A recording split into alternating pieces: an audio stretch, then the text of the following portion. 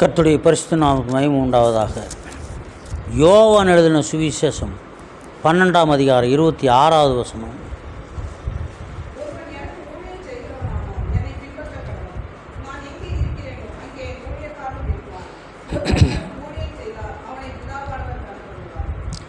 ஒருவன் எனக்கு ஊழியம் செய்தால் அவனை பிதாவானவர் கனம் பண்ணுவார். ஊழியம் செய்தால் பிதாவானவர் கனம் பண்ணுவார். எந்த விதத்தில் கனம் பண்ணுவார்? விசேஷித்த கிருபை வரங்களை கொடுத்து கனம் பண்ணுவார். அப்படிப்பட்ட ஊழியர்களை கண்டால் ஒரு பயம் இருக்கும். அப்படிப்பட்ட ஊழியர்களை பார்க்கும்போது ஒரு மரியாதை இருக்கும்.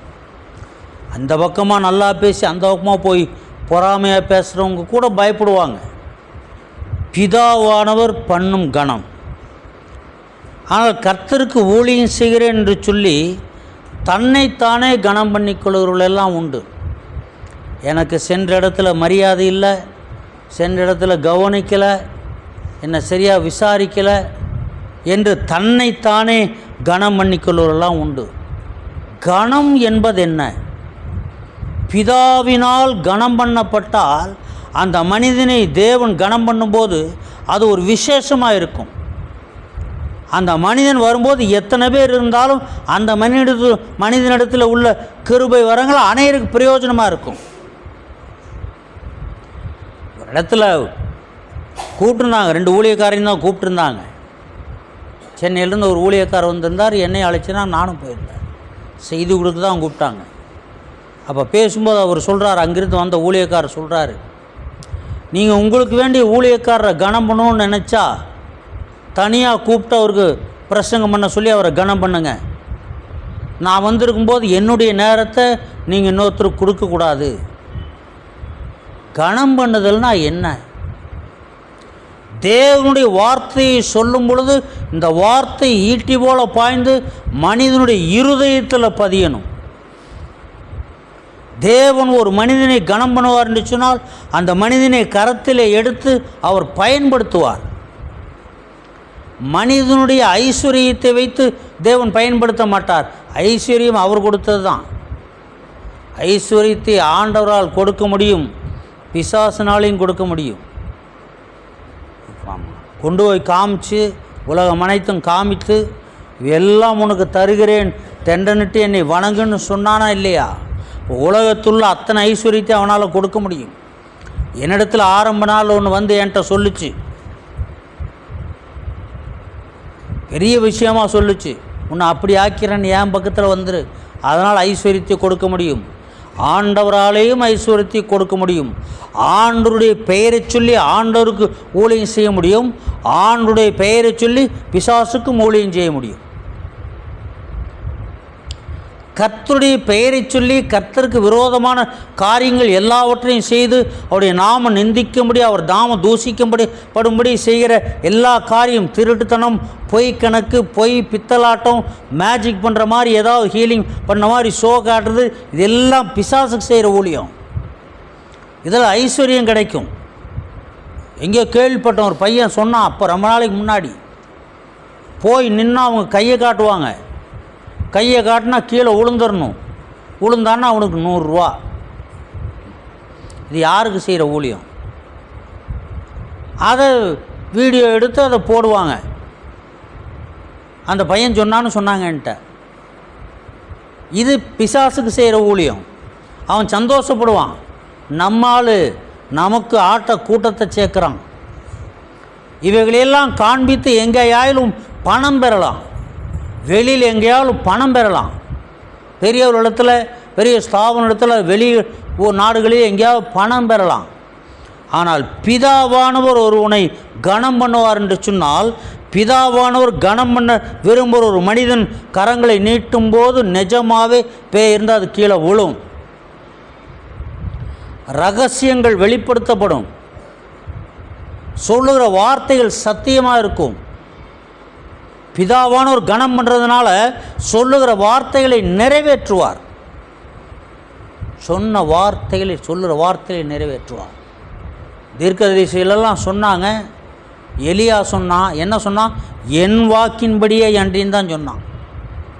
தீர்க்க தரிசனம் உரைக்கிறவர்கள் எல்லா இடத்திலும் வேதத்திலும் கூட கர்த்தர் சொல்லுகிறார், கர்த்தர் உரைக்கிறார் என்று தீர்க்கதரிசனம் சொல்லுவாங்க. அநேக தீர்க்கதரிசியை பாருங்கள், கர்த்தர் உரைக்கிறதாவது இப்படிலாம் தீர்க்கதரிசனம் சொல்லுவாங்க. ஆனால் எலியா என்ன சொல்கிறான்னா, என் வாக்கின்படியே அன்றி இந்த வருடத்தில் மழையும் பனியும் பெய்யாதென்று கர்த்தருக்கு முன்பாக நிற்கிற நான் அவருடைய ஜீவனை கொண்டு சொல்லுகிறேன் அப்படின்னு சொன்னான். நான் சொல்கிறேன்னு தான் சொன்னான். என் வாக்கின்படி நான் சொல்கிறேன்னு சொல்லி தான் சொன்னான். தேவன் அதை ஏற்றுக்கொண்டார். உடனே என்னாச்சு, நீ போய் கேரி ஆற்றங்கரையில் ஒளிந்து கொள், உன்னை போஷிக்க காகங்களுக்கு கட்டளையிடுவேன். 2 வேளையும் காகங்கள் அப்பமும் இறைச்சியும் கொடுத்தது. கர்த்தர் கனம் பண்ணுகிறது என்றால் என்ன? தன்னைத்தானே கனம் பண்ணிக்கொள்வது என்ன? தன்னைத்தான் உயர்த்துகிறவன் எவனும் தாழ்த்தப்படுவான். நம்மளை பற்றி நல்லா தெரிஞ்சவங்க விளையாட்டு, வேடிக்கை, கேலி, கிண்டல் எல்லாமே இருக்கும்.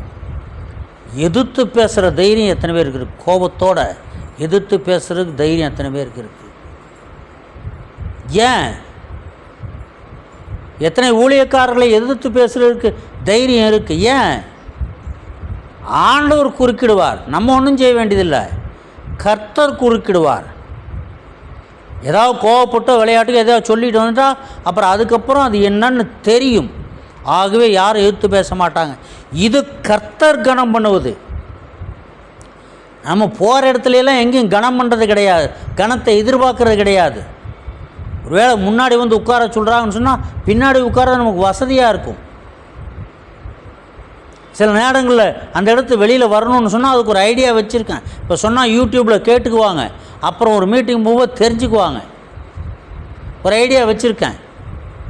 ஒரு 5 நிமிஷம் நான் வெளியில் வந்துடலாம், வீட்டுக்கே வந்துடலாம், அப்படி ஒரு ஐடியா வச்சுருக்கேன். அப்போ கனம் பண்ணுதல், தேவன் பிதாவானவர் கனம் பண்ணுதல் என்று சொன்னால் என்ன? அவர் கனம் பண்ணணும். அவர் நம்மை கனம் பண்ணினால், அவர் நம்மை உயர்த்தினால், நமக்கு அவர் ஒரு ஆசீர்வாதத்தை கொடுத்தால் அதை யாராலையும் அளிக்க முடியாது. ஐயா சொன்னாங்க, வயது 80 வயதான ஒருவர், 80 வயதா 85 ஐயா 80 வயதான ஒரு பெரியவர், 80 வயதான ஒருவர் பசங்களால் கைவிடப்பட்டு அவருக்கு அடைக்கலம் தேடிட்டு இருக்காருன்னு சொன்னாங்க. எனக்கு 80 வயதாகவும் எனக்கு அந்த நிலைமை வருமா? பிள்ளையை கைவிடட்டுமே, பிள்ளையும் கைவிடட்டும். எனக்கு 85 வயசு ஆகுது, எனக்கு அப்படி ஒரு நிலைமை வருமா? எங்கேயாவது ஒரு அடைக்கலத்துக்கு போகலான்னு. ஏன்?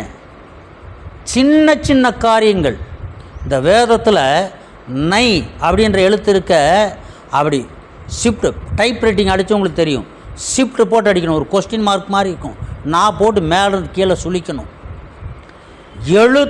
எழுத்தின் உறுப்பு அவமாய் போவதை பார்க்கலும் வானமும் பூமியும் ஒளிந்து போவது லகுவாக இருக்குன்னு சொல்லியிருக்கு.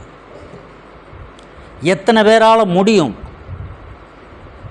என்ன நை துணை எழுத்துக்கு முன்னாடி துணை எழுத்து போட்டு நை நான் போட்டால் அது நை. இன்றைக்கு எதற்காக மாற்றப்பட்டது? 2 அர்த்தம் சொன்னாங்க. ஒன்று, டைப் பண்ணும்போது ஷிஃப்ட் போட்டு அடிக்கணும், அது கஷ்டமாக இருக்குது, அதனால் இப்படி போட்டுருங்க. ஷிஃப்ட் போடுறதுக்கும் துணை எழுத்து போடுறதுக்கு என்னங்க? ஷிஃப்ட் போடுறதுக்கு போல துணை எழுத்து போடுறாங்க, அவ்வளோதானே. இன்னொரு காரியம் சொன்னாங்க, இந்த எழுத்தின் ஒரு உறுப்பு அவமாய் போவதை பார்க்கணும் வானம் பூமியும் ஒளிந்து போகும். எழுத்து உறுப்புக்கு அவ்வளோ முக்கியத்துவம் கொடுத்துருக்கு என்பதனால் கடவுள் இல்லை என்று சொல்லக்கூடிய ஒரு முதியோர் பெரியவர், அதனால் அந்த எழுத்தை மாற்றி கொடுத்தார் என்று நான் கேள்விப்பட்டேன். நாங்கள் படிக்கும்போதெல்லாம் நை அப்படி தான் இருக்கும். இப்போ நை அப்படி கிடையாது. நை, லை இதெல்லாம் அப்படி கிடையாது. நாங்கள் படிக்கும்போது இப்போ வேறு மாதிரி இருக்குது. இதுக்கு எதிராகவே மாற்றி கொடுத்தார் என்று சொல்லி நான் கேள்விப்பட்டேன். மாற்ற முடியுமா?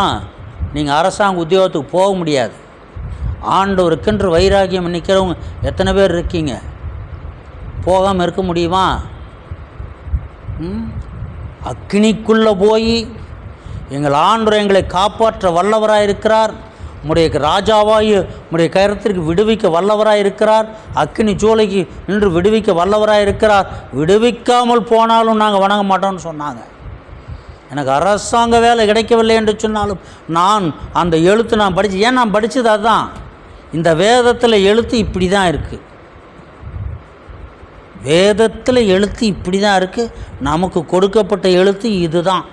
இதை எத்தனை பேரால் மாற்ற முடியும்? மாற்ற முடியாது. மாற்ற முடியும், அது நம்முடைய இருதயத்தை பொறுத்து. அரசாங்க வேலை கிடைக்கவில்லை என்றாலும் உழைத்து பிழைக்க முடியும், கர்த்தருக்காக நிற்க முடியும் என்று. நான் இளைஞனாக இருந்தபோது நான் அரசாங்க வேலையை எதிர்பார்க்கல. ஏன்னா அப்போல்லாம் சம்பளம் கம்மி. 72ஆம் வருடம் பியூன், இப்போ ஆஃபீஸ் அசிஸ்டன்ட் ஓஏன்னு சொல்லுவாங்க, பியூன், அந்த வேலைக்கு சேரும்போது 150 ரூபா சம்பளம். 150 ரூபா கவர்மெண்ட் சர்வெண்ட்டுக்கு 150 ரூபா சம்பளம். 72ஆவது வருஷம். இன்னும் கொஞ்சம் காலம். அப்போல்லாம் பொருளாதாரம் அவெல்லாம் சம்பளம்லாம் கிடையாது. அதனால் அன்றைக்கி எனக்கு அரசாங்க வேலைக்கு போகிற ஐடியாவே கிடையாது. ஏதாவது தொழில் பண்ணணும், உழைக்கணும், முன்னேறணும். உழைச்ச வரைக்கும் முன்னேற முடியும். அது உழைக்கணும். அரசாங்க வேலையே வேண்டாம் அப்படி நினச்சிட்டு இருந்த ஆளை எத்தனை பேர் நீங்கள் பார்த்துருப்பீங்கன்னு தெரியாது. அந்த காலத்தை பெரியவங்க பாட்டிமாரெலாம் சொல்லுவாங்க, அரக்காசு உத்தியோகமாக இருந்தாலும் அரண்மனை உத்தியோகம் அப்படிம்பாங்க. ஏன்னா அரண்மனை அந்த காலத்தில் அரசாங்கம் அதுதான். அரக்காசு இருந்தாலும் அரசாங்க உத்தியோகம் அப்படிலாம் சொல்லுவாங்க. அன்றைக்கி எனக்கு அதெல்லாம் பெருசாக தெரியல. உழைக்கணும். வாய்ப்பு கிடைக்கல. வாய்ப்பு கிடைச்சப்போ அந்த பணத்தை காப்பாற்றிக்க தெரியல. நல்லாவே சம்பாதிச்சேன். 25, 26 வயதுகளில் என்னை நான் சம்பாதித்தது போல் பல வருடங்கள் பிஸ்னஸ் பண்ணவங்க தான் சம்பாதிக்க முடியும். என்னுடைய ஒரு நாள் வருமானம் அவ்வளோவா இருந்தது. பாதுகாத்துக்கு தெரியல. ஒரு நல்ல கைடு இல்லை, ஒரு லீடர் சொல்லிக் கொடுக்க ஒரு லீடர் இல்லை. திட்டுவாங்க, பிசாசு இப்படி தான் திட்டுவாங்க.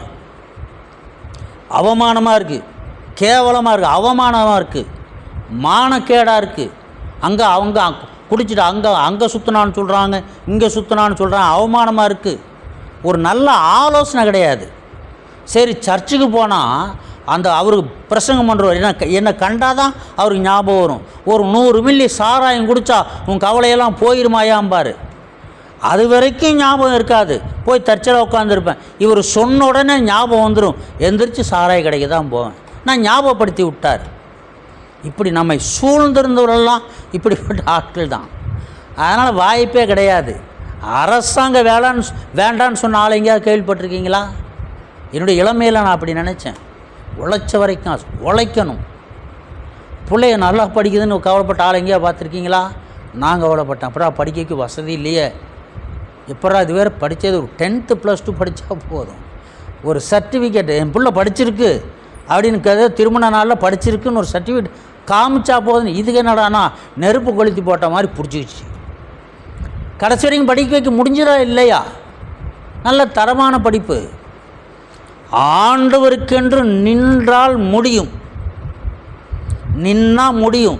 அன்றைக்கெல்லாம் வேதம் தெரியாது, சத்தியம் தெரியாது. ஏதோ இயற்கையாகவே கடமை உணர்வுகளெல்லாம் இருந்துச்சு. திருடத்தை பொய் பேச அந்த மாதிரிலாம் கிடையாது.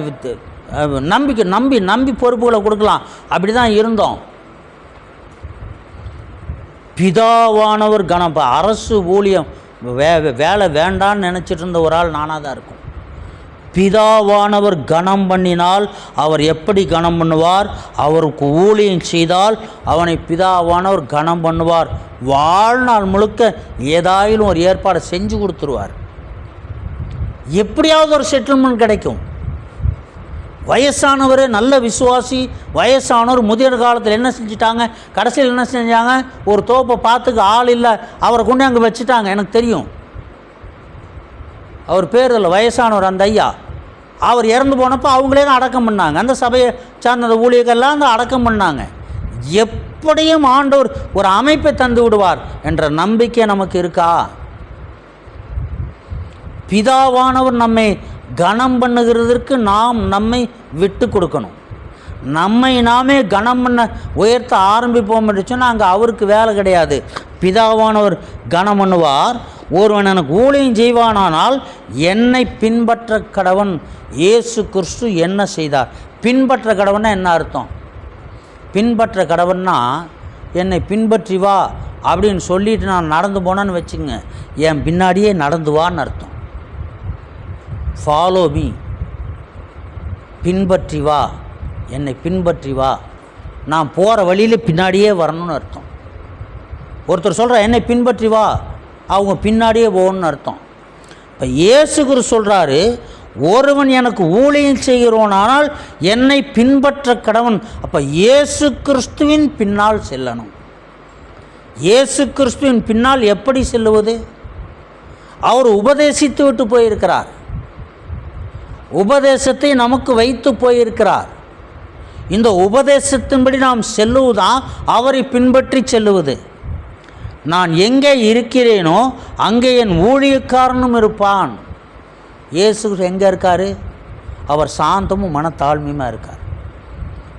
மத்தேயு 11 பார்த்தீங்கன்னா அவர் சாந்தமும் மனத்தாழ்மையுமா இருக்கிறார்.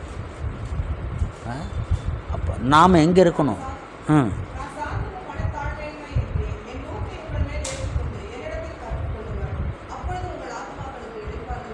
நுகத்தை ஏற்றுக்கொண்டு, நுகம்னு சொன்னால் இப்போ இருக்கிற பிள்ளைங்களுக்கெல்லாம் தெரியறதுக்கு கொஞ்சம் கூட வாய்ப்பே கிடையாது. நுகம், நுகத்தடி. ஏறுன்னு சொன்னாவே தெரியாது.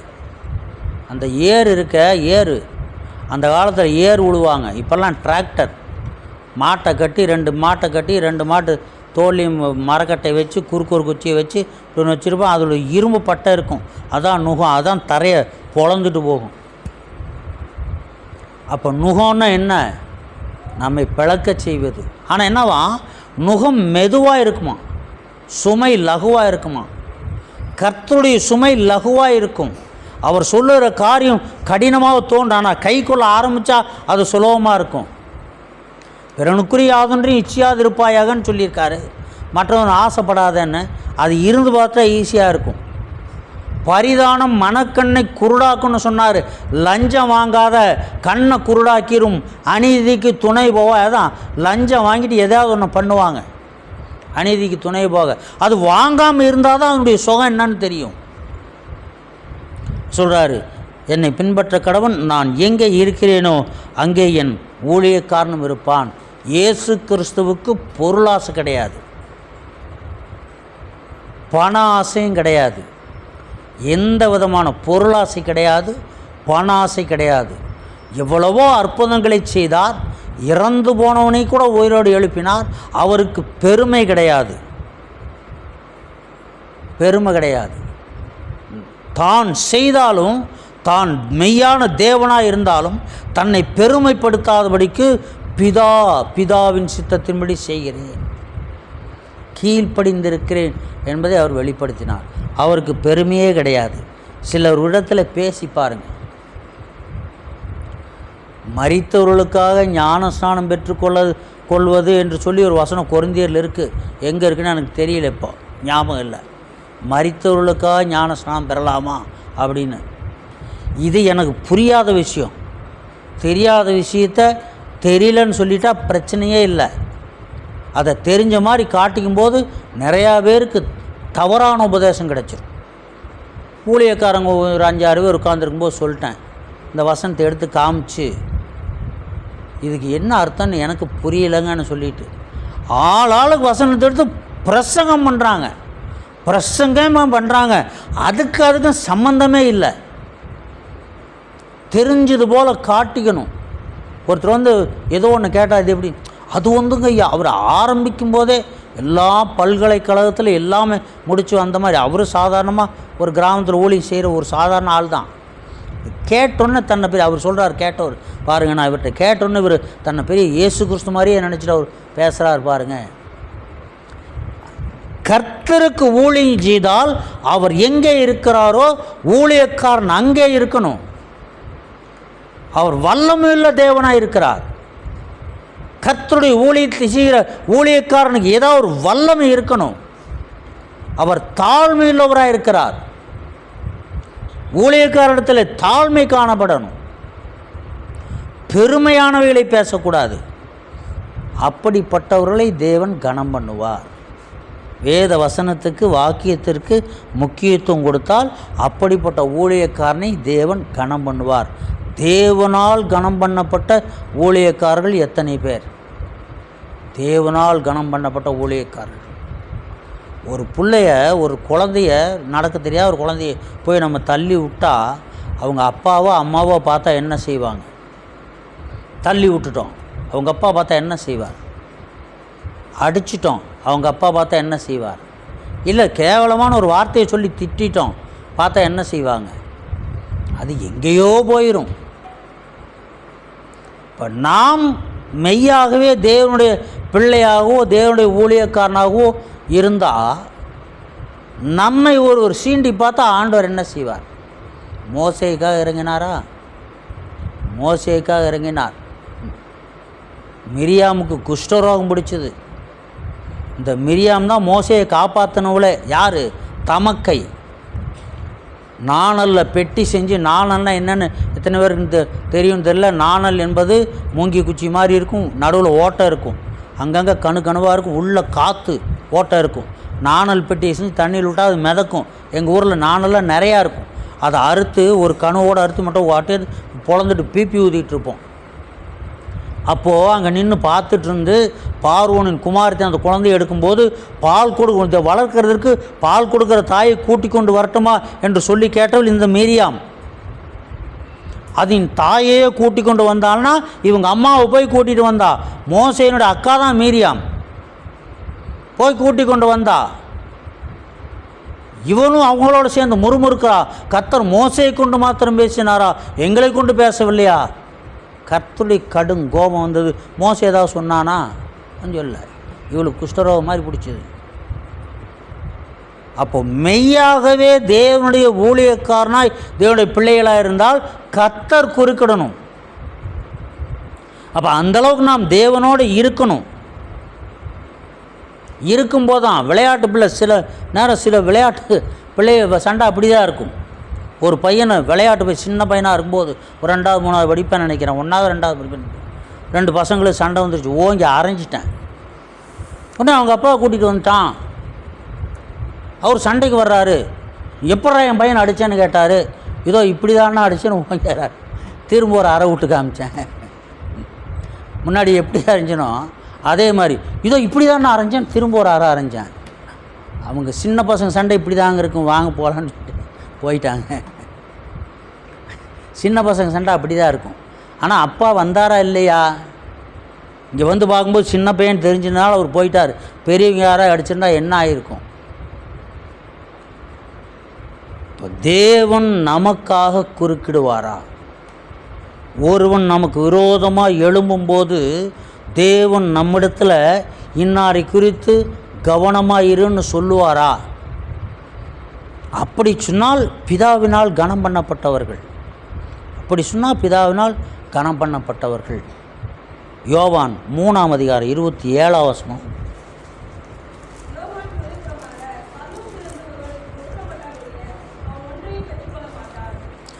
பரலோகத்திலிருந்து கொடுக்கப்பட வேண்டும் கனம். கனம் என்பது பரலோகத்திலிருந்து கொடுக்கப்பட வேண்டும். எப்படியாவது நம்ம பார்க்கும்போது ஒரு மதிப்பு உண்டாகணும், மரியாதை உண்டாகணும் என்பது போல் நாம் போவோம் என்று சொன்னால் இந்த கணம் வேறு. நீங்கள் பணக்காரராக இருந்தால் உலகத்தில் எல்லோரும் மதிப்பாங்க. பணக்காரராக இருந்தாவே நீங்கள் போகிற இடத்துல ஒரு மதிப்பு இருக்கும். ஊழியத்திற்கே போகும்போது கூட ஊழியங்களுக்கு உதவி செய்கிற ஊழியக்காரராக இருப்பார் என்று சொன்னால் அந்த ஊழியக்காரர் கொஞ்சம் வசதியுள்ள ஊழியக்காரராக இருந்து அவருக்கு கீழே ஒரு 4-5 ஊழியக்காரங்க இருப்பாங்கன்னு சொன்னால் அவங்களுக்குள்ள மதிப்பு வேறு, மரியாதை வேறு. சாதாரணமாக கிராமத்தில் ஊழியம் செஞ்சிட்ருக்காரு, அவங்களுக்குள்ள மதிப்பு வேறு. இந்த கிராமத்தில் இருக்கிற ஊழியக்காரத்தில் விசேஷித்த கிருபை வரங்கள் இருந்தாலும் அது அவ்வளோதான், அவங்களுக்கு அதெல்லாம் பெருசாக தெரியாது. பொருளாதாரங்களை வைத்து தான் இன்றைக்கி மதிப்பு. ஆனால் தேவன் அப்படிப்பட்டவர் அல்ல. தேவன் இருதயத்தை பார்க்கிறார். நாம் செய்கிற ஊழியம் எப்படிப்பட்டது? நாம் ஆண்டோருக்கு ஊழியம் செய்கிறோமா, இல்லை நமக்கு மேல்பட்ட தலைவருக்கு ஊழியம் செய்கிறோமா, ஸ்தாபனத்துக்கு ஊழியம் செய்கிறோமா? யாருக்கு நாம் ஊழியம் செய்கிறோம்? நமக்கு உதவி செய்கிறவர்களுக்கு நாம் ஊழியம் செய்கிறோமா? யாருக்கு நாம் ஊழியம் செய்து கொண்டிருக்கிறோம்? தேவனுக்கு ஊழியம் செய்தால் அவர் கனம் பண்ணுவார். பிதாவினால். ஆமாம், பரலோகத்திலிருந்து ஒருவனுக்கு கொடுக்கப்பட்டாலொழிய அவன் ஒன்றையும் பெற்றுக்கொள்ள மாட்டான். அது கனமானாலும் சரி, வரங்களானாலும் சரி, அது பரலோகத்திலிருந்து கொடுக்கப்பட வேண்டும். சில இடங்களில் பிசாசு விரட்ட நேரத்தில் கூட இருக்கவங்க டிஸ்டர்ப் பண்ணுவாங்க. நம்ம அதை விரட்டிட்டு இருக்கும்போது இவங்க இடையில வந்து எதையாவது சொல்லி பெரிய ஆளாக காட்டிக்கணுங்கிறக்கா ரொம்ப இடைஞ்சலாக இருக்கும். சில அதனுடைய பேரை சொல்லவே விடமாட்டோம். நம்ம யார் செஞ்சா அப்படிங்கிற தெரிஞ்சுக்கிறதுக்கு அது சொந்தக்காரங்க அவ்வளோ ஆசையாக பக்கத்தில் நிற்பாங்க. ஆனால் பேர் சொல்ல விடமாட்டோம். பேரை சொல்லிச்சுன்னா அவங்களுக்கு தேவையில்லாத பிரச்சனைகள், அவங்க மறுபடியும் ரட்சிக்கப்பட முடியாமல் போயிடும். அப்போது வரங்கள் பரலோகத்திலிருந்து கொடுக்கப்படணும். நாம போய் முயற்சி பண்ணக்கூடாது. அப்படி முயற்சி பண்ணி பிசாசினிடத்தில் அடி வாங்கினவங்களாம் உண்டு. பிசாசு எதிர்த்து பேசி அவமானப்பட்டவங்களெல்லாம் உண்டு. ஏன்னா பரலோகத்திலிருந்து கொடுக்கப்படணும். பரலோகத்திலிருந்து ஒருவனுக்கு கொடுக்கப்பட்டாலுடைய அவன் ஒன்றையும் பெற்றுக்கொள்ள மாட்டான். ஞான ஸ்நானம் கொடுக்கும் அதிகாரத்திலிருந்து கிருபை வரங்கள் எல்லாவற்றையும் எதுவாக இருந்தாலும் ஒரு கணமாக இருந்தாலும் பரலோகத்திலிருந்து ஒருவனுக்கு கொடுக்கப்படாவிட்டால் ஒருவனும் பெற்றுக்கொள்ள மாட்டான். பேசலாம், பெருசாக பேசலாம், எவ்வளோ வேணாலும் பெருசாக பேசலாம். ஆனால் கணம் என்பது தேவனால் கொடுக்கப்பட வேண்டும். கணம் என்பது தேவனால் கொடுக்கப்பட்டிருக்கும் என்று சொன்னால் அது நிரந்தரமானதாக இருக்கும். அந்த கணம் உண்மையுள்ளதாக இருக்கும். முன்னாடி ஒன்று பின்னாடி ஒன்று அப்படியும் இருக்கும். பொறாமப்படுறவங்க அப்படியும் பேசுவாங்க. அப்படி பேசினவனுடைய நிலைகளையெல்லாம் பார்க்கும்போது நமக்கு பயமாக இருக்குது. அப்படி பேசினவங்க 2 பேரை பார்த்துருக்கேன். பயமாக இருக்குது. அப்படியே எங்கள் அப்பா ஊழியக்காரங்களை குறை சொல்லாதீங்க. ஊழியக்காரர்களை பிடிக்கவில்லை என்று சொன்னால் விட்டு விலகி கொள்ளலாம். ஊழியக்காரர்களை குறை சொல்லாதீங்க. எப்போ பார்த்தாலும் குறை சொல்லிகிட்டே இருந்த ஒருத்தரை பார்த்தேன். நம்மளை பற்றி ஊராக போய் குறை சொன்ன ஒருத்தரை பார்த்தேன். இந்த குறை சொல்கிறவர்களை பார்க்கும் பொழுது அதை பலனை பார்க்கும் பொழுது பயங்கரமானது. அது வேண்டாம். சொல்கிற காரியம் புரியலைன்னா அதை விட்டுறணும். குறை சொல்லக்கூடாது.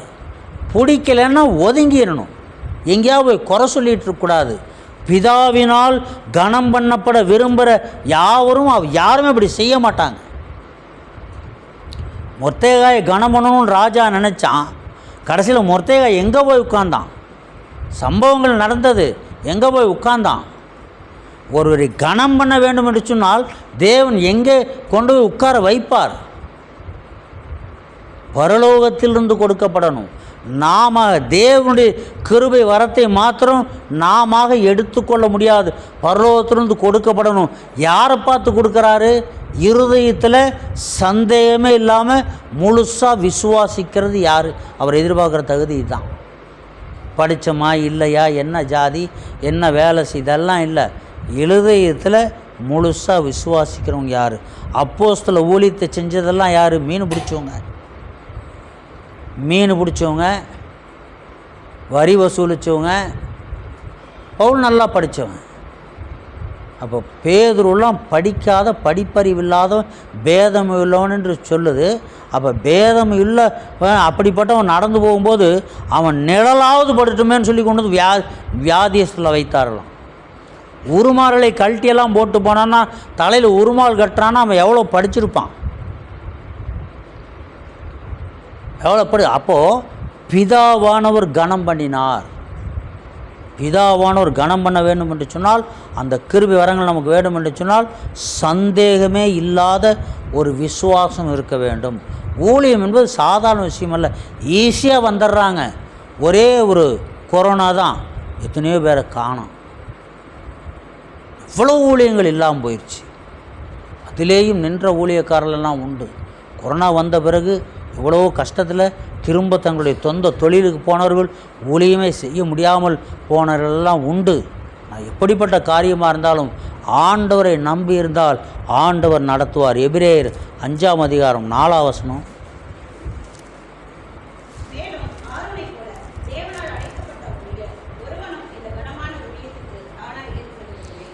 கனமான ஊழியத்திற்கு என்ன கனம்?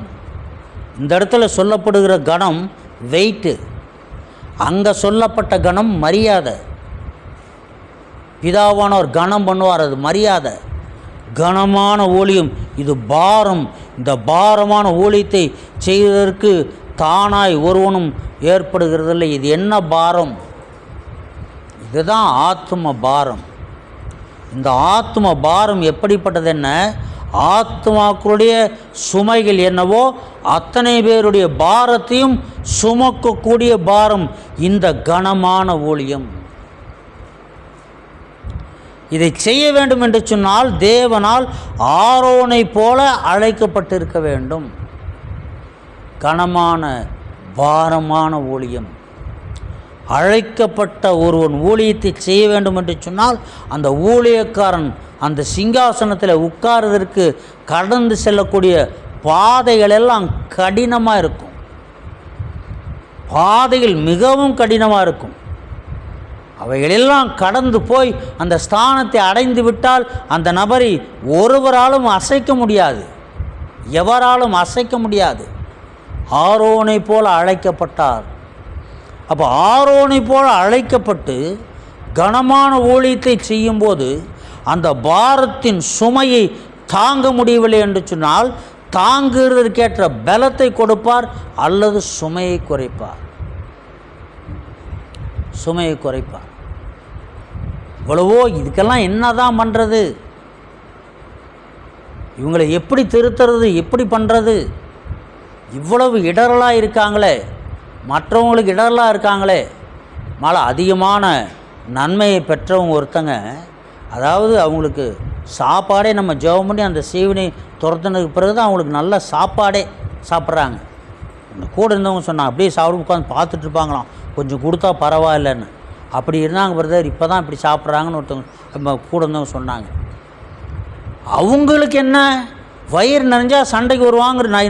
நான் சொல்லுவேன், சிலர்கிட்டையெல்லாம் சொல்லுவேன், அதெல்லாம் வயிறு நிறைஞ்ச சண்டைக்கு வருவாங்க, அவன் அப்படியே இருக்கணும், ஏன்னா ஆண்டவர் அப்படி வச்சுருக்காரு அப்படி சொல்லுவான் மாதிரி. திருப்தி ஆன உடனே வீடு வீடாக போய் நீ தான் கொடுத்து கொடுத்து பிரதருக்கு எடுத்து வச்சிட்ருக்க. ஏன்னா இவங்க சொன்னால் நான் கேட்க மாட்டேங்கன்னா, நான் யார் சொன்னாலும் கேட்க மாட்டேன். என்னுடைய இயல்பே அதுதான். எனக்கா நல்லதாக படணும். முன்னாடியும் சரி, ரட்சிக்கப்படுறதுக்கு முன்னாடியும் சரி, யார் சொன்னாலும் கேட்க மாட்டேன். எனக்கா நல்லதுன்னு படணும். என்ன, என்கிட்ட உண்மை இருந்தது, கடமை உணர்வு இருந்தது, உழைப்பு இருந்தது, பஞ்சுவாலிட்டி, சின்சியாரிட்டி, நேர்மை, உண்மை என்கிட்ட இருந்தது. இவ்வளோதான் என்கிட்ட என்னுடைய அடிப்படை சொத்தே இது தான். உலக பிரகாரமாக நான் ஒரு சின்ன வேலைக்கு போய் அதில் உயர்த்தப்பட்டு அந்த ஊரிலே பேர் சொன்னால் தெரியும் அப்படின்ற அளவுக்கு நான் வந்தேன்னு சொன்னால் இதை தான் என்னுடைய கல்வியின் தரம். நான் செஞ்ச வேலை என்னவோ அந்த வேலைக்குண்டான படிப்பு எனக்கு கிடையாது. சொன்னால் நம்ப மாட்டாங்க. அங்கே யாரும் சொன்னால் நம்ப மாட்டாங்க. அங்கே இவங்க டாக்டரே நம்ப மாட்டார். அடிக்கடி காதில் வந்து கேட்பார், காதுக்குள்ளே வந்து கேட்பார், அடி அலெக்ஸு நீ நிஜமாக அதான் படிச்சியாப்பா? ஆமாம் சார், வெரி குட். இவ்வளோ தடவை கேட்டிருக்காரு. நீ நிஜமாக தான் படிச்சியாப்பா? ஆமாம் சார், வெரி குட். ஏதோ தடவை கேட்டிருக்காரு. அதுக்கு எனக்கு சம்மந்தமே கிடையாது. ஒரு டாக்டர் இல்லைன்னா அந்த கிளினிக்கை 3 நாளைக்கு நான் பார்த்துக்குவேன், கேஸ் பார்த்துக்குவேன், ஓபி கேஸை பார்த்துக்குவேன். பெட் கேஸ் இருந்தால் எழுதி அந்தந்த பெட்டுக்கு நேராக அட்டையை தொங்கிட்டு போயிருப்பேன். அந்தந்த பார்த்து அந்தந்த இன்ஜெக்ஷன் அவங்களுக்கு போட்டுருவேன். எப்போ எதாவது ட்ரிப் போடணுன்னா, குளுக்கோஸ் போடணுன்னா அதை பார்த்து போட்டுருவோம். அவர் அடிக்கடி கேட்பார். நான் படித்த படிப்புக்கும் அந்த செஞ்ச வேலைக்கும் சம்மந்தமே கிடையாது. ஆனால் என்னுடைய மூலதனம் என்னவென்று சொன்னால் என்கிட்ட உண்மை இருந்தது, கடமை உணர்வு. 8 மணினா 8 மணிக்கு போய் நிற்பேன், 10ன்னா 10 தான். எனக்கு கீழே இருந்தாங்க, லேட்டாக வந்தால் லீவ் போட்டு வீட்டுக்கு போகணுன்னு சொல்லிடுவோம். இதுதான் என்னுடைய மூலதனம். கல்வி என்கிட்ட கிடையாது. அந்த உண்மை மூலதனம் உங்களிடத்தில் காணப்படும் என்று சொன்னால் உங்களுடைய உயர்வை யாராலையும் தடுக்க முடியாது. உண்மை இருக்கணும், கூடவே சத்தியமும் இருந்துச்சுன்னா உங்கள் உயர்வை யாராலையும் தடுக்க முடியாது. வயதான காலத்தில் நீங்கள் எங்கேயும் போய் அடைக்கலம் தேட வேண்டிய அவசியம் இல்லை. இன்றைக்கி பார்த்தா தெரியாது, இன்றைக்கி பார்த்தா தெரியாது. காலங்கள் வரும்போது அது தானாகவே அமையும். ஆரம்ப நாட்களில் பார்த்தா எனக்கு தெரியாது. காலங்கள் வரும்போது தானாகவே அமைஞ்சதா இல்லையா? கர்த்தர் ஏற்படுத்தி கொடுப்பார். தேவன் நம்மிடத்தில் எதிர்பார்க்கிறதெல்லாம் உண்மை. இந்த சத்தியம் நமக்குள்ளே இருக்கணும், உண்மை நமக்குள்ளே இருக்கணும். இந்த உயர்வை யாராலையும் தடுக்க முடியாது, யாராலையும் தடுக்க முடியாது. முறையாக 3 வருஷம் படிச்சுட்டு வந்த நர்ஸை காட்டிலும் அதிக விஷயத்தை நான் தெரிஞ்சு வச்சுருந்தேன். இல்லைன்னா நம்ப மாட்டேங்க. மெடிக்கல் ஸ்டோரில் எந்த மெடிக்கல் ப்ரிஸ்கிரிப்ஷனை பார்த்து எந்த மாத்திரை இல்லைன்னு சொல்கிறான், இங்கேருந்து பார்த்து சொல்லுவேன், இந்த காம்பினேஷன் அதை எடு, அதை கொடுன்னு சொல்லுவேன். நம்ப மாட்டான். சொன்னால் நான் டாக்டர் மட்டும்தான் அடிக்கடி கேட்பார்.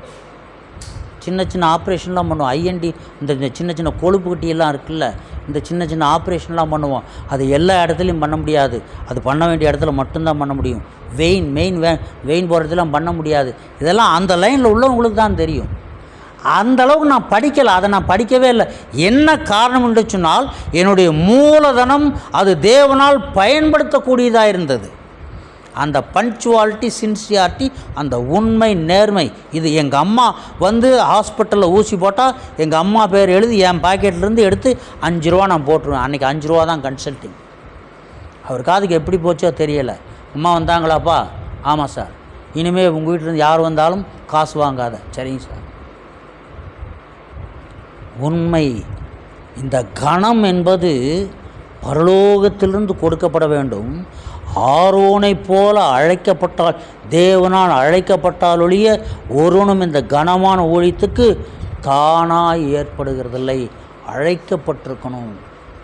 சில இடத்துல ஆப்ரேஷன் பண்ணும்போது நான் கூட நிற்பேன், ஹெல்ப்புக்கு கூட நிற்பேன். அந்த பல்ஸ் பார்க்குறது என்னுடைய வேலை. கூட நிற்பேன். ஏதாவது ஸ்வீப்பர்லாம் இருப்பாங்க, கூட நிற்போம். அப்போ இன்னொரு டாக்டர்கிட்ட சொல்லுவார், வெளி டாக்டர் வருவாங்க, அப்போ சொல்லுவார், அலைஸ் டாக்டர்னா கால் இங்கே இந்த பக்கம்லாம் கான்னு தான் சொல்லுவாங்க, கால் டாக்டர்னு. நான் வருத்தப்படுவேன். பாதி டாக்டர்னு சொன்னேன் என்ன, நான் தான் கிளினிக்கே பார்த்துக்கிறேன், அரை டாக்டர்னு சொன்னேன் என்ன அப்படி நினச்சி நான் வருத்தப்படுவேன். ஒரு நாள் 4 புஸ்தகம் புக்கு கொடுத்தாரு. இவ்வளோ புக்கு 4 புக்கு கொடுத்தாரு. இதை கொண்டு போய் படிப்பான்னு சொன்னார். சார் எல்லாம் இங்கிலீஷில் இருக்குது, எனக்கு என்ன சார் தெரியும், நீ வச்சுங்கன்னு. இல்லைப்பா நீ படம் பாருப்பா, நீ புரிஞ்சுக்குவேன்னு சொன்னார். இப்போ நான் புரிஞ்சுக்குவேன் அப்படின்னா அவர் என்ன எந்த அளவு புரிஞ்சு வச்சுருக்காரு. நீ படத்தை பாருப்பா, நீ புரிஞ்சுக்குவ அப்படின்னு சொன்னார். கொடுத்தாரு. வாங்கி கொஞ்ச நாள் வச்சு அந்த படத்தையெல்லாம் பார்த்து திரும்ப கொண்டு போய் கொடுத்தேன். என்ன காரணம், அவர் என்னை நம்பி விட்டுட்டு போகிறாருன்னா, ஹாஸ்பிட்டலுக்கு ஓபி கேஸ் பார்க்குறது, பெட் கேஸ் பார்க்குறது சாதாரண விஷயம் கிடையாதுங்க. உயிரோடு விளையாடுறது. ஒரு கேஸை பார்க்குறதுன்னா உயிரோடு விளையாடுறது. ஒரு இன்ஜெக்ஷன் பண்ணி அந்த இன்ஜெக்ஷன் ரியாக்ஷன் ஆச்சுன்னா உயிரோடு விளையாடுறது. உடனே ஒரு இன்ஜெக்ஷன் ஐவி கொடுக்கணும், டெக்கட்ரான் அப்படிங்கிற ஒரு இன்ஜெக்ஷன் ஐவி கொடுக்கணும், இல்லைன்னா காலி ஆயிரும். பென்சிலின்லாம் ரியாக்ஷன், இப்போல்லாம் பென்சிலின் கிடையாது. இவ்வளோ உயிரோடு விளையாடுறது. இவ்வளோ பெரிய பொறுப்பு கொடுத்துட்டு போயிருக்காருன்னு சொன்னால் அந்த இடத்துல என்னிடத்துல எவ்வளவு கடமை உணர்வு காணப்பட்டிருக்கணும். இதெல்லாம் நான் சொல்கிறதுனா ஏதோ என்னை நானே பெருசாக பேசிக்கிற மாதிரி தெரியும். என்னை நான் பெரிதாக பேசிக்கொள்ள, உண்மை, பஞ்சுவாலிட்டி, சின்சியாரிட்டி, உண்மை உங்கள் இடத்துல இருக்கும் என்று சொன்னால் நீங்கள் எந்த துறைக்கு போனாலும் அந்த துறையில் உயர முடியும். கடமை உணர்வில் இருந்ததுனால தான் என்னுடைய சந்தேகத்தையெல்லாம் கேட்டேன். அவங்க சொல்லி கொடுத்தையும் கற்றுக்கிட்டேன். நம்பியெல்லாம் விடமாட்டாங்க. அப்போ ஊழியத்தை அதை செய்வது போல் ஊழியத்தை செய்ய வேண்டும் என்று சொன்னால் கணம். இதான் கணம், சுமை, கணம். ஆத்மாக்களுடைய பிரச்சனை தன்னுடைய பிரச்சனையாக இருக்கணும். கணம். இந்த கனமான ஊழியத்திற்கு தானாய் ஏற்படுகிறதில்லை, ஒருவனும் தானாய் ஏற்படுகிறதில்லை. கட்டடம் கட்டிக்கலாம், வசதியாக வாழலாம் அப்படின்னு நினச்சா ஊழியத்தை செய்யலாம். அதுக்கு எங்கே போய் சேரணுமோ அங்கே போய் சேர்ந்தால் வசதியாக வாழ்ந்துக்கலாம், ஏதாவது பொறுப்பு எடுத்துக்கலாம். ஆனால் ஊழியத்தை செய்யுது ஆத்மாக்களை ஆதாயம் பண்ண முடியாது.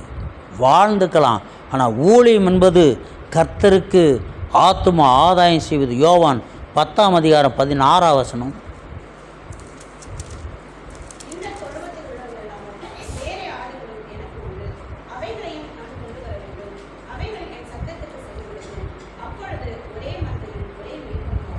ஒரே மந்தையும் ஒரே மேய்ப்பனும் எப்போ ஆகும்? நிறைய பிரசங்கங்களில் கேட்டிருக்கேன் நான். நம்ம சபை தான் பரலோகத்துக்கு போகும்,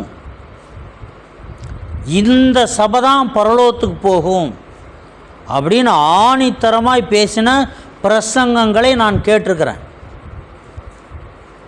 ஆனால் வேதம் என்ன சொல்லுது, இயேசு கிறிஸ்து என்ன சொல்கிறாரு, இந்த தொழுவத்தில் உள்ளவைகள் அல்லாமல் வேறே ஆடுகளும் எனக்கு உண்டு. இந்த சபையில் மாத்திரமல்ல, அந்த சபையில் மாத்திரமல்ல, வேறே ஆடுகளும் எனக்கு உண்டு. வேறே சபைகளிலே உண்டு. சபைகளுக்கு வந்து சேராத இன்னும் எத்தனையோ ஆடுகள் எனக்கு உண்டு. அந்த ஆடுகளையும் நான் கூட்டி சேர்க்க வேண்டும்.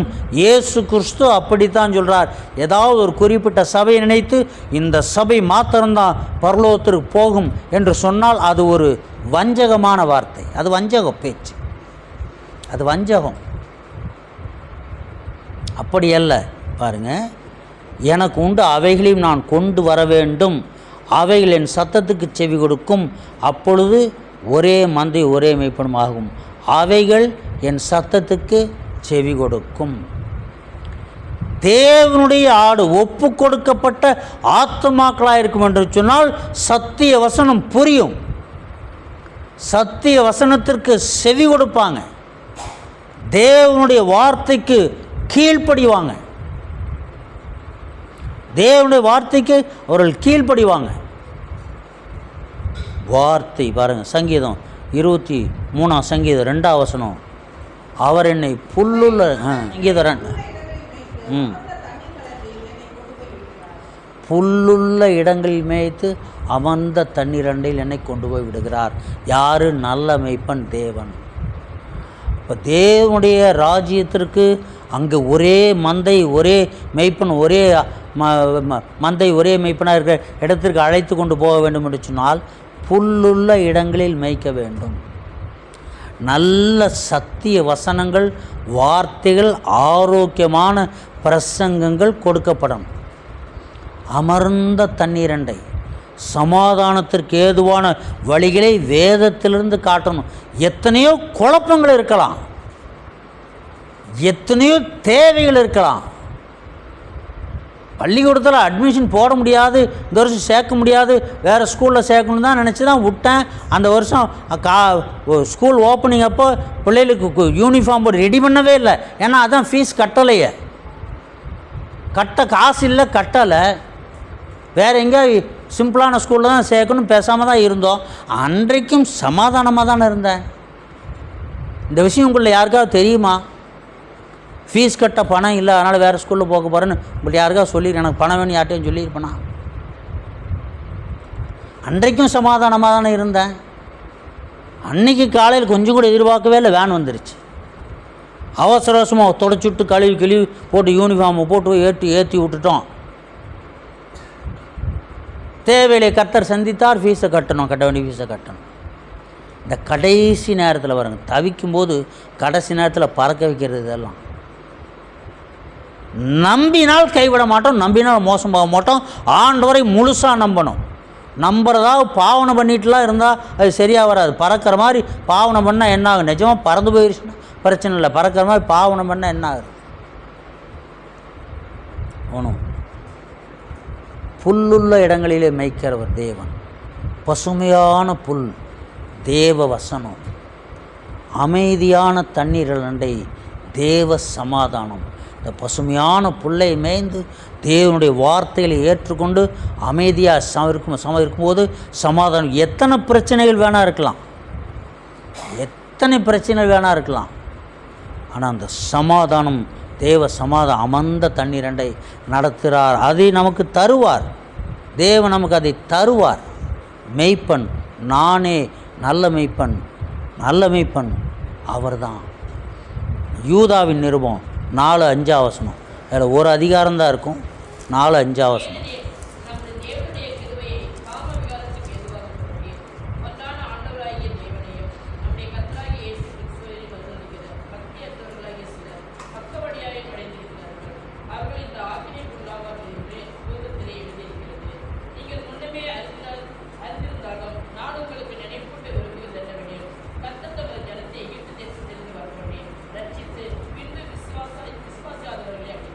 ஆமாம், முதல்ல எல்லாத்தையும் விவசாயத்தில் என்ன பண்ணுவாங்கன்னா, நெல் எல்லாத்தையும் அறுத்து எடுத்து களத்துக்கு கொண்டு வந்துடுவாங்க. ஒட்டு மொத்தம் நெல் களத்துக்கு வந்துடும். அப்புறம் அடிப்பாங்க. அடிக்கும்போது நெல்லெல்லாம் உதிர்ந்துடும். எல்லாம் ஒன்றா தான் இருக்கும். அதுக்கப்புறம் தூற்றுவாங்க. தூற்றும்போது பதரெல்லாம் போயிடும். வெறும் மணி மட்டும் இருக்கும், தானியம் மட்டும் இருக்கும். அது மாதிரி இவர் என்ன செஞ்சாராம், தமது ஜனத்தை எகிப்து தேசத்திலிருந்து வரப்பண்ணி ரட்சித்து பின்பு விசுவாசியாதவர்களை அழித்தார். எல்லாம் ஒன்றா தான் இருந்துகிட்ருக்கோம். எல்லாரையும் சபையில் கூட்டி சேர்த்துருக்கிறார். எல்லாரும் தேவனுடைய வார்த்தையை கேட்டுட்ருக்கோம். ஆனால் ஒரு நாள் உண்டு, அன்னைக்கு எகிப்திலிருந்து கொண்டு வந்தார், விசுவாசியாதவர்கள் அழித்தார் வனாந்தரத்தில். இன்றைக்கு எல்லாம் ஒன்றா சேர்த்து வைத்திருக்கிறார். நியாய தீர்ப்பின் நாளிலே தம்முடையவர்களை எடுத்துக்கொண்டு தம்முடைய அல்லாதவர்களை அக்கினி நரகத்திலே தள்ளி போடுவார். அதுக்கு இங்கே முன்னாடி என்ன சொல்லியிருக்கு?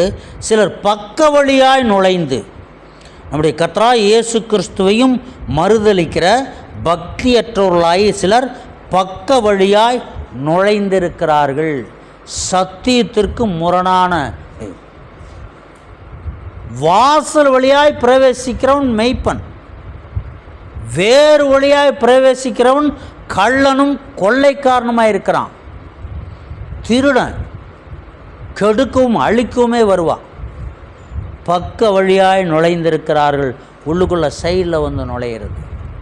முறையான தரிசனம் இல்லாமல், முறையான அழைப்பு இல்லாமல் பக்க வழியாக நுழைந்து, அழைப்பே இல்லாமல் பக்க வழியாய் நுழைந்து, பக்க வழியாக நுழைஞ்சு என்னாகும்? வேதத்தை கற்க வேண்டிய முறைப்படி கற்றுக்கொள்ளணும். அதுக்கெல்லாம் நாள் செல்லும். காத்திருக்கணும். வேத வசனத்தை வாசிக்கணும், ஜெபம் பண்ணணும், காத்திருக்கணும், பொறுமையோடு காத்திருக்கணும். ஆயுதம் ரெடியாக இருந்தாலும் உபயோகப்படுத்த வரைக்கும் காத்திருக்கணும். அதுக்கு எவ்வளவோ நாள் செல்லும் பக்குவப்பட. உடனே பக்க வழியாய் நுழைந்தால் என்ன செய்வாங்க? அவர்கள் இந்த ஆக்கினிக்குள்ளார்கள் என்று பூர்வத்திலே எழுதியிருக்கிறது. பக்க வழியாக நுழை, வாசல் வழியாக வரதா இருந்தால் சபை வழியாக வருவாங்க, ஊழியக்காரர் வழியாக வருவாங்க. பக்க வழியாய் வர்றவங்க என்ன செய்வாங்கன்னா, ஆத்துமகள் அட்ரஸை தெரிஞ்சு வச்சுட்டு அந்த வீட்டுக்கு மட்டும் போவாங்க. அப்படி ஆள்லாம் உண்டு, என்கிட்டலாம் கேட்டிருக்காங்க. வருவாங்க, அவங்க நான் கணக்கு வச்சுருக்கேன், இன்னாருக்கு இவ்வளோ காணி கொடுக்கணும்னு ஒரு கணக்கு வச்சுருக்கேன். அந்த கணக்கின்படி தான் அவங்களுக்கு தருவேன். அவர் சொல்கிறார், எனக்கு ஒரு 4-5 விசுவாசி விட்டு அறிமுகப்படுத்தி வைங்கன்னு சொன்னார். ஏங்கன்னா உங்களுக்கு சபை இருக்குது, உங்களை போஷிக்கிறதுக்கு ஆள் இருக்குது, என்ன போஷிக்கிறதுக்கு யாரும் இல்லை. 4-5 வீட்டை அறிமுகப்படுத்தி வச்சிங்கன்னா போய் ஜெபம் பண்ணி ஏதோ கிடைக்கிற காணிக்கையில் நான் பார்த்துக்குவேன்னு சொன்னார். நான் சொன்னேன், உங்களை எங்கேயே ஆத்மா வேறு ஊழியக்காரங்க எங்களை சபையில் ஏற்றுக்கொள்ள மாட்டாங்க. நான் சொன்னேன், நான் போய் பாருங்கள், எங்கள் சபை வேறு வீட்டுக்கு போய் பாருங்கள், வேறு எந்த ஊழியக்காரங்களையும் ஏற்றுக்கொள்ள மாட்டாங்க. பக்க வழியாய் நுழையிறவங்க வருவாங்க, நட்பு பழைய நண்பர்களாக கூட இருக்கலாம், வருவாங்க, நட்பு கொண்டாடுவாங்க.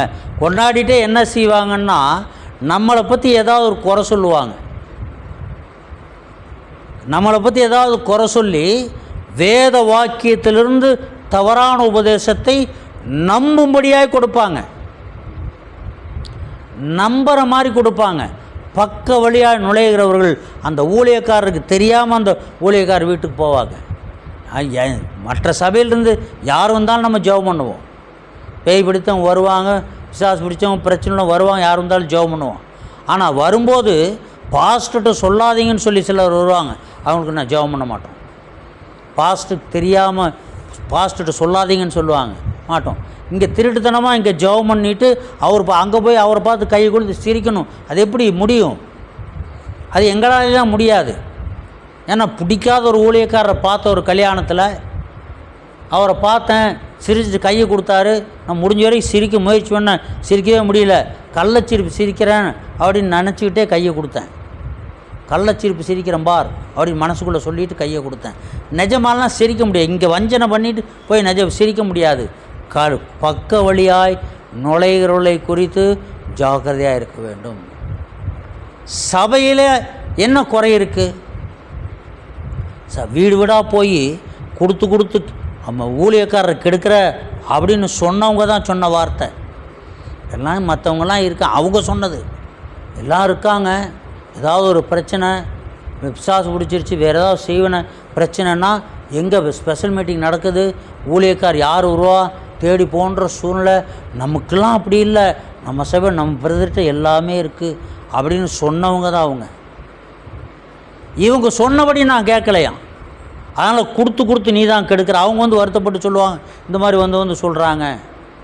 கொடுத்து கெடுக்கிறேன்னு சொன்னவங்க உரிமை கொண்டாடுவாங்க, நான் தான் காப்பாற்றி வச்சேன். அதை அவங்க பண்ணிட்டு போகிறாங்க. கர்த்தருக்கு அவங்களுக்கும் உள்ளது. பக்க வழியாய் நுழையிறவளை குறித்து ஜாக்கிரதையாக இருக்கணும். கள்ள உபதேசம். அப்படி ஒருத்தர் ஒரு வீட்டுக்குள்ளே வந்தார்.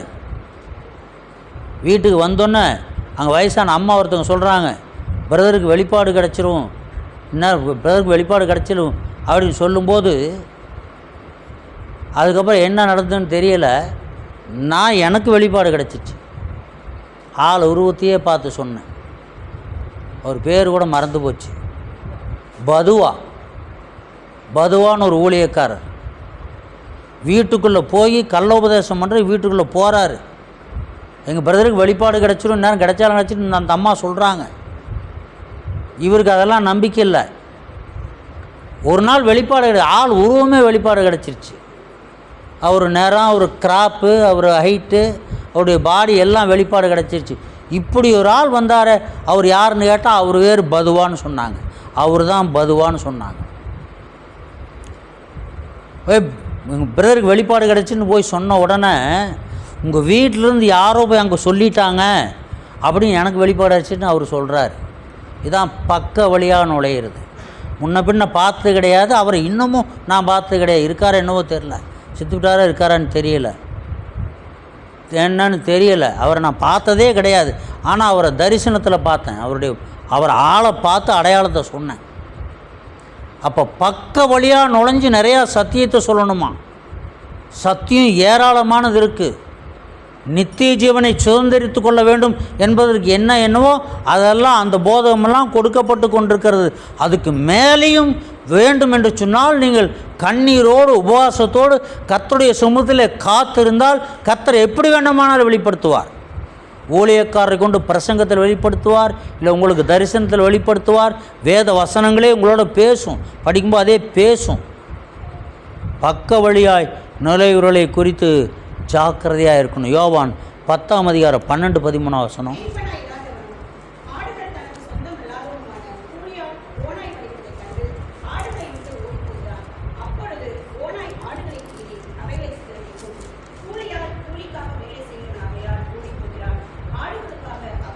கவலைப்படான். மெய்ப்பனாய் இராதவனும் ஆடுகள் தனக்கு சொந்தமல்லாதவனுமான கூலியால் ஓனாய் வருகிறதை கண்டு ஆடுகளை விட்டு ஓடிப்போகிறான்.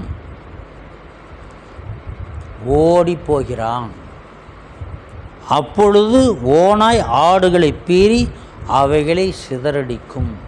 ஒருவேளை கொரோனா நேரத்தில் ஓடிப்போன ஊழியக்காரர்களையும் இதற்கு ஒப்பிடலாமோ என்னவோ தெரியல. மற்ற ஊழியக்காரர்களை குறை சொல்லுன்னு சொன்னால் கொஞ்சம் பயமாக தான் இருக்குது. ஏற்கனவே நமக்கு அப்படிப்பட்ட குணம் கிடையாது. ஒரு சிலரெல்லாம் பார்த்துட்டோம், பயமாக தான் இருக்குது. ஆனால் என்ன செய்து, கூலியால் கூலிக்காக வேலை செய்கிறவனாயால் ஓடி போகிறான். ஆடுகளுக்காக அவன் கவலைப்படான். எனக்கு கொடுக்குற சம்பளம் பத்தலை, நீங்கள் கொடுக்குற சப்போர்ட் பத்தாது, கொஞ்சம் கூட கொடுங்க. இந்த ஸ்தாபனத்தை விட அந்த ஸ்தாபனத்தில் கொஞ்சம் சப்போர்ட் கூட கொடுத்தா அங்கே போயிடுற ஆளெல்லாம் இருக்குது. ஒரே ஆள் 4 ஸ்தாபனத்தில் இருந்ததெல்லாம் நம்ம கேள்விப்பட்டிருக்கோம். இன்னும் எத்தனையோ இடங்களில் அது மாதிரி இருந்தால் அவங்களெல்லாம் பிடிச்சிருக்கு. ஒருத்தர் இருக்கார், எல்லா பக்கம் போகிறவர். அவர் கேலண்டர் வாங்கி ஃபோட்டோ, இவர் இந்த ஸ்தாபனத்தில் இருக்கார், எல்லாம் கேள்விப்பட்டார். இன்னொரு ஊழியக்காரர் 4 ஸ்தாபனத்தில் எந்த தலைவர் வராரோ அந்த 4 போர்டும் வச்சுருப்பார். எந்த தலைவர் வரோ அந்த போர்டை மாட்டிடுவார். சர்ச்சு கட்டியாச்சு, டொனேஷன் கலெக்ட் பண்ணி சர்ச்சு கட்டியாச்சு. சர்ச்சு பிரதிஷ்டைக்காக பத்திரம் யாரை வச்சு பிரதிஷ்டை பண்ண போகிறாரோ தெரியல. பத்திரிக்கை கொடுக்க போகணும். போகிற வழியில் ஆக்சிடெண்ட் ஆகி செத்து போயிட்டார். இவர் இறந்துட்டார். கேள்விப்பட்டோன்னே 4 ஸ்தாபன தலைவர்களும் வந்திருக்காங்க, உட்காந்துருக்காங்க. பக்கத்து ஊரில் நடந்த விஷயந்தான். இப்போ என்ன பண்ணுறது? இவங்களுக்குள்ள யார் அடக்க ஆராதனை பண்ணுறது இவங்களுக்குள்ள. இவர் எங்கள் ஸ்தாபனத்தில் எங்கன்னா 4லேயும் இருந்திருக்காரு, 4 ஸ்தாபனத்தை சப்போர்ட் வாங்கியிருக்காரு. இவங்களுக்குள்ள பிரச்சனை. அவர் ஊர் மக்கள்லாம் வந்து சொன்னாங்களாம், வேண்டாம் ஐயா, அவங்களுக்குள்ள பிரச்சனை வேண்டாம், ஒருத்தர் ஒரு ஜெபம் பண்ணுங்க, ஒருத்தர் உங்கள் பைபிளை வாசிங்க, ஒருத்தர் பிரசங்கம் பண்ணி. யாருக்கு ஆலோசனை சொல்கிறது? பாருங்கள் ஊழியக்கார் நிலைமையை. கூலியால் இப்படிப்பட்டவர்களுக்கு ஒரு பிரச்சனை வரும்போது ஆத்மாக்களை பற்றி கவலைப்பட மாட்டாங்க. கூலிக்காக வேலை செய்யணுமாகையால் ஓடி போகிறான், ஆடுகளுக்காக அவன் கவலைப்படான். ஆடுகளுக்காக கவலைப்படுகிற ஒரு மெய்ப்பன், ஒரு ஊழியக்காரன் ஆடுகளுக்கு பிரச்சனை போராட்டங்கள் வரும்போது அவர்களுக்காகவே ஒதுங்கி அமைதி காத்து தனித்து ஜெபம் பண்ணி போராடி இதுக்கு என்ன செய்யலாம் என்று கர்த்தரது வெளிப்பாடு கேட்டு, அல்ல தன்னிடத்தில் கையில் பொருளாதாரம் இருக்கும் என்று சொன்னால் அவர்களுக்கு பண உதவி செய்கிற ஊழியக்காரர் எங்கேயா பார்த்துருக்கீங்களா? கஷ்டம்தான். பண உதவி செய்கிற ஊழியக்காரர் பார்க்குறது கஷ்டம். வாங்குகிற ஊழியக்காரர் பார்க்கலாம், எங்கே வேணாம் பார்க்கலாம். அதுக்கு தேவை இருக்குது, இதுக்கு தேவை இருக்குது, இப்படி காரியம் இருக்குது, அப்படி காரியம் இருக்குது, அப்படி ஊழியக்காரரை பார்க்கலாம். தானாகவே பிதாவினால் கனம் பண்ணப்படாமல் தானாகவே கனம் பண்ண வேண்டும் என்று விரும்புபவர்கள் பகட்டான கட்டடங்கள் வேணும்னு ஆசைப்படுவாங்க. நல்ல விலையுயர்ந்த வாகனங்கள் வேணும், விலையுயர்ந்த ட்ரெஸ் எல்லாம் வேணும், எல்லாம் காஸ்ட்லியாக இருக்கணும் அப்படின்னு ஆசைப்படுவாங்க. தன்னைத்தான் கனம் பண்ணிக்கிறவங்க. பிதாவினால் கனம் பண்ணப்பட விரும்புகிறவர்கள் மெய்யான கர்த்தருடைய ஊழியக்காரன், ஆடுகளுக்காக கவலைப்படுகிற ஊழியக்காரன். ஒரு ஆத்மா பிரச்சனையில் இருக்கிறது என்று சொன்னால் இந்த பிரச்சனை நீங்கிறதுக்காக கர்த்தருடைய சமூகத்தில் காத்திருப்பாங்க, கண்ணீர் விடுவாங்க. கர்த்தருடைய சமூகத்தில் முடியாத பிரச்சனை, தீராத வியாதி அல்லது முடியாத கடன் பிரச்சனை என்று சொன்னால் தாங்களால் முடிந்த பண உதவிகளை செய்வாங்க. அப்படிப்பட்ட ஊழியக்காரர்களை நான் பார்த்ததில்லை, வேறு எங்கேயும் அந்த மாதிரி பார்த்ததில்லை. ஒரு மெய்ப்பனுக்கு இதுதான் அழகு.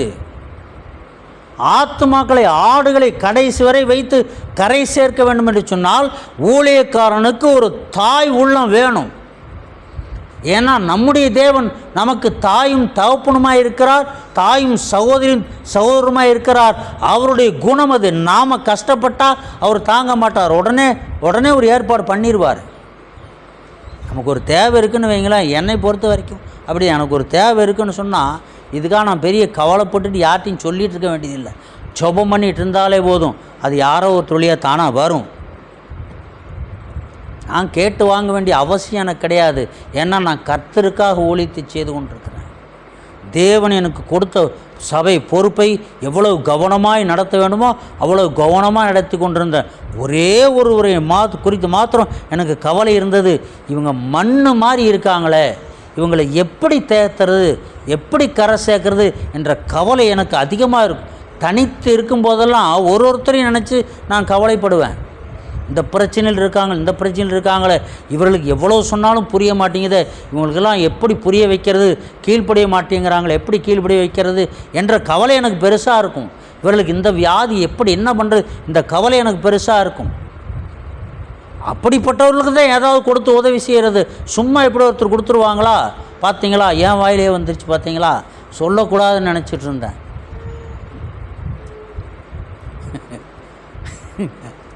சொல்லக்கூடாது நினச்சிட்டு இருந்தேன். சரி, பரவாயில்லை. என்னுடைய சிந்தனைகள் எல்லாம் ஆத்மாக்களை குறித்தாக இருக்கும். ஆனால் அந்த ஆத்மாவை நினைக்கும்போது பாரமாக இருக்கும். ஒரு முறை பார்க்குறோம், உட்காந்துருக்காங்க, களிமண்ணில் செஞ்ச சிலை மாதிரி. அவங்களுடைய உருவத்தை காட்டிலும் பெரிய உருவமாக பெருசாக களிமண்ணில் செஞ்ச சிலை மாதிரி இருக்கும் உட்காந்துருக்காங்க. பார்த்து இவங்களை எப்படி தான் தேத்துறது, எப்படி புரிய வைக்கிறதுன்னு தெரியலையே. வீட்டுக்கார் நல்லா சம்பாரித்து கொடுத்த வரைக்கும் சாப்பிட்டாங்க, நல்லா வயிறிஞ்சு நல்லா சாப்பிட்டதுக்கப்புறம் என்ன சொல்கிறாங்க, என்ன சாப்பாடு தான், ஒரு நகை நட்டு வாங்குறானா வீட்டுக்காரர், ஒரு நகை நட்டு எதுவும் வாங்குறானா, என்ன தான் பண்ணுறதுன்னு தெரியல. எவ்வளோ உபதேசம் கொடுத்தாச்சு, எவ்வளோ பாரப்பட்டு இவங்களை என்ன தான் பண்ணுறது, எப்படி தான் புரிய வைக்கிறது என்ற என்னுடைய மிகப்பெரிய வேதனையே அதுதான். என்னுடைய முதல் வேதனை துக்கம் என்னன்னு சொன்னால், அந்த ஆத்மாவுக்கு எப்படி புரிய வைக்கிறது, முடியலை, போயிட்டாங்க. இது எனக்கு கொஞ்சம் விடுதலையாக தான் இருக்குது. இருப்பாங்கன்னு சொன்னால் அவங்கள போங்கன்னு நான் சொல்ல முடியாது. அவங்களுக்காக கர்த்தருடைய சமூகத்தில் விழணும். இந்த களிமண்ணில் தான் ஜீவனை கொடுத்தாரு, அவர் கொடுத்தாரு, எனக்கு என்னால் கொடுக்க முடியாது. இந்த களிமண்ணுக்குள்ளே அவர் தான் ஜீவனை கொடுக்கணும். போயிட்டாங்க. மிகப்பெரிய பாரம் என்னை விட்டு இறங்கினது. மெய்ப்பன் என்பவன் யார்? ஆத்மாக்கள் மேல் கவனமாக இருக்கணும். ஒரு ஆத்மாவை வஞ்சிக்க இன்னொரு ஏதாவது ஒரு ஓனாய் வருதுன்னு சொன்னால் இங்கே அவர்களுக்கு ஒரு வெளிப்பாடு கிடைக்கணும். ஊழியக்காரர் இருக்கிற இடத்துல வெளிப்பாடு கிடைக்கணும். தன்னை குறித்தும் வெளிப்பாடு கிடைக்கும். உனக்கு எதிரி இந்த இடத்துல எனக்கு தெரியும், எனக்கு எதிரி எங்கே இருக்காங்கன்னு தெரியும், இந்த இடத்துல ஜாக்கிரதையார், இன்னாரை குறித்து ஜாக்கிரதையார், இந்த இடத்துல உனக்கு எதிரி இருக்காங்க, இப்படி எதிரி இருக்காங்க என்பது எனக்கு தெரியணும். ஊழியக்காரருக்கு தெரியணும். எனக்கு தெரிஞ்சும் நான் அந்த பகுதிக்கு போவேன், போகாமல் இருக்க மாட்டேன். வீம்புக்குன்னு போய் அங்கே நிற்க மாட்டேன். என்ன தான் பண்ணிடுவாங்க பார்த்துடலாம் அப்படி வீம்புக்காரெலாம் போய் நிற்க மாட்டேன். எனக்கு வேலை இருந்தால் இவங்களுக்கு பயந்துட்டு அந்த வேலையை நான் செய்ய விட மாட்டேன். இவங்களுக்கு பயந்த வேலை செய்ய போன வேலையை முடிச்சு திரும்ப வந்துடுவேன். ஆபத்தான இடத்துல நிற்கக்கூடாது, ஆனால் போகக்கூடாது என்பதெல்லாம் கிடையாது. மீறி போட என்ன ஆகும்? எல்லாருக்கும் நடக்கிறதா எனக்கும் நடக்கும்.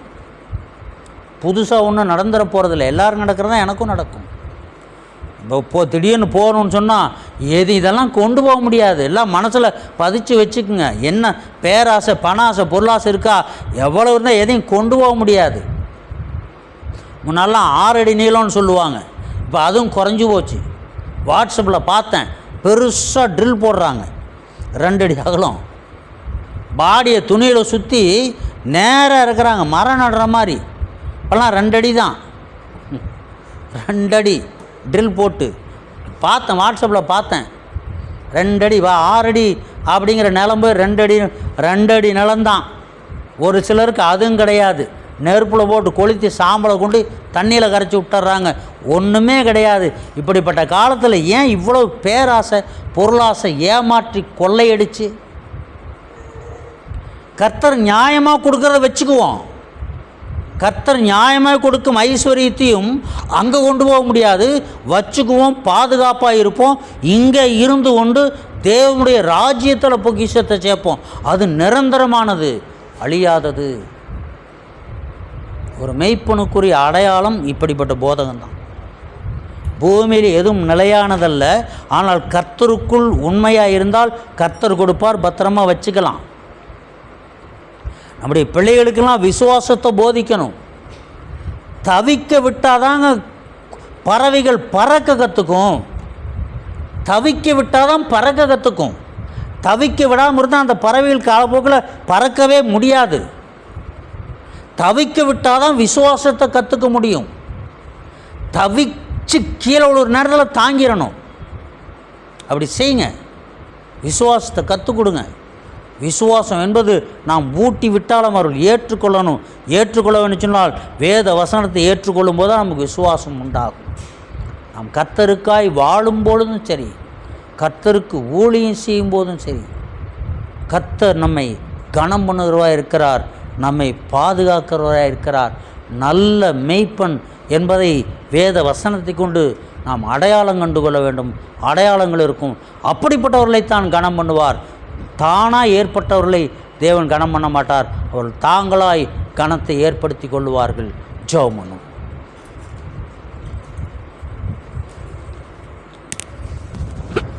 ஸ்தோத்திர ராஜா, துதிக்கிறோப்பா, துதிக்கிறோம். ஹல்லேலூயா. ஸ்தோத்திரம், ஸ்தோத்திரம், ஸ்தோத்திரம், ஸ்தோத்திரம், ஸ்தோத்திரம். எங்களை அதிகமாய் நேசிக்கிற எங்கள் நல்ல பிதாவே, நன்றியோடு உம்மை துதிக்கிறோம் ராஜா. ஆண்டவரே, இந்த நல்ல நாளுக்காக உமக்கு நன்றி செலுத்துகிறோம். இந்த மனமகிழ்ச்சி நாளுக்காக, சபையுடைய நாளுக்காக உமக்கு நன்றி செலுத்துகிறோம் ராஜா. இந்த மட்டுமா என்னுடைய கிருபையங்களை சூழ்ந்து ஆண்டவரே ஆசீர்வாதமாக எங்களுக்கு நடத்தி கொடுத்தபடியால் உமக்கு நன்றி செலுத்துகிறோம். பங்கு கொண்ட ஒவ்வொருவரும் பேர்வராய் தொட்டு ஆசீர்வதிப்பீராக. சொல்லப்பட்ட வசனங்கள், வார்த்தைகள் எல்லாம் ஒவ்வொருடைய இருதயங்களிலும் பதியட்டும் ராஜா. கிரேச்சி யாவரும் முடிவு சாட்சி அனைத்திற்கு செய்யும். போராட்டத்தோடு, வேதனையோடு, வியாதியோடு வந்திருக்கிற ஒவ்வொரு மேலும் உடைய வல்லமை கடந்து வருவதாக. வியாதி வேதனைலாம் நீங்கி போட்டும் ஆரோக்கியம் உண்டாவதாக. எனக்கு கிரேச்சி உடைய நாமத்தை மேம்படுத்தும். துதிகன மகிமையெல்லாம் உமக்கே செலுத்துகிறப்பா. ஜபத்தை கேட்டபடியால் உமக்கு ஸ்தோத்திரம். இயேசுவின் நாமத்தில் பிதாவே, ஆமேன். என் ஆத்துமாவே கர்த்தரை ஸ்தோத்திரி, என் முழு உள்ளமே அவருடைய பரிசுத்த நாமத்தை ஸ்தோத்திரி. என் ஆத்துமாவே கர்த்தரை ஸ்தோத்திரி, செய்த சகல உபகாரங்கள். ஆமேன். அல்லேலூயா, அல்லேலூயா, அல்லேலூயா.